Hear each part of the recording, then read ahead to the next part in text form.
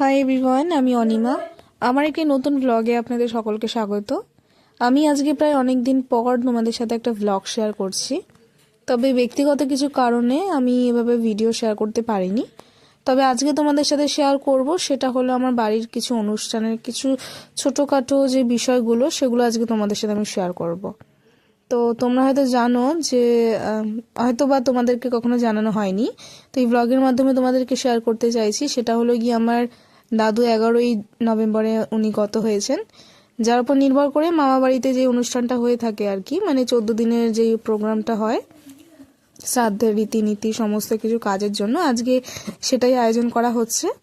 তো আমরা সকলেই জানি যে হিন্দু সনাতন ধর্মের মধ্যে যেদিন শ্রাদ্ধে হয় সেদিন রাত্রেবেলা আমরা একটা রামগান দিয়ে থাকি। তো সেখানেই বাড়িতে দেখুন কত লোকজন চলে এসেছে, বাড়িতে মেসো মামা মা সবাই।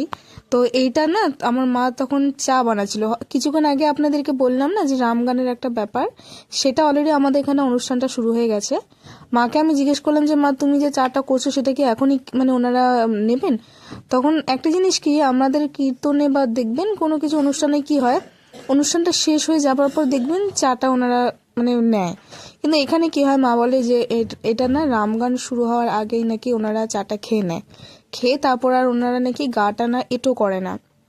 তো জানি না, এক এক জায়গায় এক এক ধরনের নিয়ম আমরা জানি। তো মা চা বানানোর জন্য দেখছেন এখানে সব রেডি করছে। এটা আমার মাসিকেও সেম আমি এই কথাটাই বলছিলাম যে মাসি এর ধরনের কেন হয় বা কিছু। মাসি বলছিল ওনারা ওনাদের যে পোশাক আশাক পরে রামায়ণ গীত শুরু করে বা পাঠ করার আগে, তার আগে এটা মানে চাটা ওনারা পান করে নেয়। তারপরে কি হয়, ওনারা আর কোনো ধরনের কিছু আর গ্রহণ করেন না। এই যে আমার মামা, আপনাদেরকেও হয়তো কখনো দেখায়নি, আমার বড় মামা, এটা আমার দিদা। তো ওখানে মামা কিছু বলছিল যে এটা আমি ক্যাপচার করতে পারিনি। এই যখন সব মোটামুটি রেডি হয়ে গেছে, বাড়িতে সমস্ত লোকজন মোটামুটি প্রায় সকলেই চলে এসেছে। এত সুন্দর ওনারা রামগান করেছে যে আপনাদেরকে বলার বাইরে, মানে এত সুন্দর করে ওনারা প্রত্যেকটা ভাগ বুঝিয়েছে। আপনারা যদি কমেন্ট করেন তাহলে আমি অবশ্যই ভাগগুলো আপনাদের সাথে শেয়ার করব, যেগুলো আমি অলরেডি ভিডিও করে রেখেছিলাম। প্রত্যেকটা পার্ট, রামায়ণের যে প্রত্যেকটা পার্ট এত সুন্দর করে উনি বুঝিয়েছে।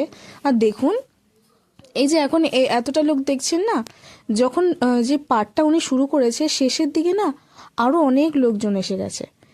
তো দেখুন মোটামুটি রামগানের যে ইয়েটা মানে পর্যায়টা সেটা মোটামুটি শেষের দিকে বা শেষ হয়ে গেছিলো। এটা হলো পরের দিন সকালবেলা, মানে যেদিন মানে শ্রাদ্ধের পরের দিন যেদিন খাওয়া দাওয়া হয় আর কি, সেদিনই বাড়িতে মোটামুটি খাওয়া দাওয়া সকলের অনুষ্ঠান, বাড়িতে প্রত্যেকটা আত্মীয় স্বজন।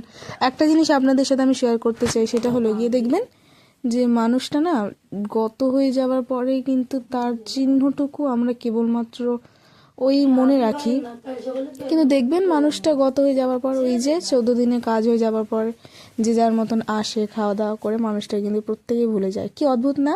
আমরাও কখনো একসময় না একসময় আমাদেরকে ওই পৃথিবীটা ছেড়ে যেতেই হবে। তো এই জিনিসগুলো মনে মনে না খুব মাঝে মাঝে খুব খারাপ লাগে। বা যেই মানে পরমজন বা খুবই আপনজন যখন দেখবেন নিজে থেকে বা খুব কাছের মানুষ যখন ছেড়ে চলে যায়, তখন দেখবেন বড্ড খারাপ লাগে, খুবই খারাপ। তো এটা হলো আমার বোনের বর আর বোনের শাশুড়ি। এই যে আমার ছোট বোন রয়েছে, ওরা অ্যাকচুয়ালি খেতে বসে গেছিলো। এটা প্রায় ব্যাচের মিডিল পার্ট ছিল। ওই যে আমার ছোট বোন মানে আমার মাসির মেয়ে, এদের মোটামুটি খাওয়া প্রায় শেষ। আর ওই যে আমার মামা, ওই যে আমার বাবা, মানে সবই নিজের লোক। বর বলতে আমি আর কাকে বলবো, এখানে সব নিজের লোক। দেখুন কত লোকজন এখানে, এখানে সমস্ত কিছু নিজেদের মধ্যে হয়ে থাকে। এই যে দেখুন আমার মামা, এই যে মামি, এই যে মা, এই যে মামি, সব মানে অধিকাংশ লোকজনই সব নিজের। আর এখানে দেখছেন ভাইয়ের কিছু ফ্রেন্ডরা এসছে, আর ওই যে ওখানে মাসিরা মারা বসেছে। এটা আবার ছোট বোন, তোমাদের সাথে হয়তো পরিচয় করেনি। আর এই যে একটা আমার ভাই, ওকে আমি ভিডিওর মধ্যে নিতে চাইনি, যাই হোক ঢুকে গেছে ভিডিওর মধ্যে। তো প্লিজ বলো কোনো ধরনের সমস্যা হলে। আর হ্যাঁ, আপনাদেরকে না একটা জিনিস শেয়ার করতে চাই। দেখবেন যে কোনো ধরনের শ্রাদ্ধ বাড়িতে বা কোনো ধরনের নিজের কোনো আপনজন যখন দেখবেন আমাদেরকে ছেড়ে ইহকালটা ত্যাগ করে যায়, তখন দেখবেন খাওয়া দাওয়া, নিজের যত্ন নেওয়া প্রত্যেকটা মানুষের, যেমন ধরুন আমি কে বললাম, মা বাবা মামা, বাড়ির বড় বড় ব্যক্তিরা যারা মানুষরা খুবই আপন ছিল, তার প্রত্যেকটা দেখবেন খাওয়া দাওয়া অ্যাকচুয়ালি কোনো কিছু যত্ন করে আর নেয় না, কিন্তু কি করার আছে, আমাদেরকে প্রত্যেকেরই নিজে নিজেভাবে গুছিয়ে নেওয়াটা আমাদের দরকার। তার উপর আমরা আর কি করব। তো এতটা অনেকটা আপনাদের সাথে শেয়ার করে নিয়েছি। তো আজকে আমাদেরকে অনুষ্ঠানের মধ্যে আমাদের যেই মেনুগুলো ছিল, ভাত ছিল, ভেজ ডাল ছিল, ও আর আর ছিল কাতলা মাছ যেগুলো হয়, আর ছিল পটল আলু চিংড়ি দিয়ে যে একটা তরকারি ছিল, চাটনি ছিল, পায়েস ছিল, দই, মিষ্টি। এই যে আমার মা, বাবা, ওই যে আমার ছোট মামি, এই যে আমার মামা। আপনাদের সাথে না আজকে একটা আমি ছোট্ট ইনফরমেশন শেয়ার করতে চাই। দেখবেন রাম গানের মধ্যে দেখবেন রাম সীতার একটা ব্যাপার থাকে।